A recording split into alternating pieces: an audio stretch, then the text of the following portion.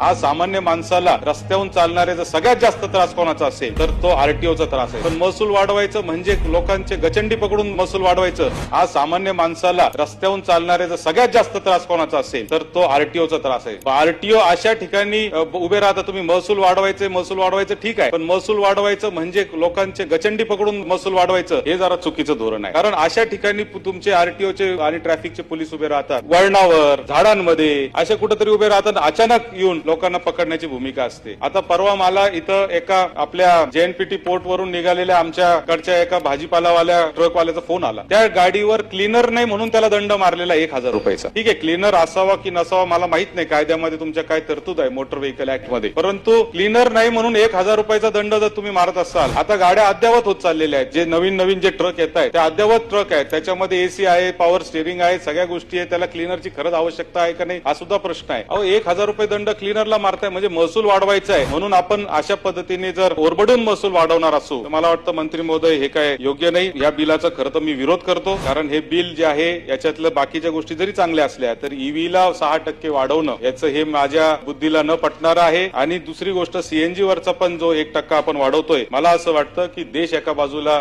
विचार करतोय आणि महाराष्ट्र दुसऱ्या बाजूला विचार करतोय काय, असा प्रश्न माझ्या सारख्याच्या मनात आहे, तर आपण यावर खुलासा करावा ही विनंती आहे।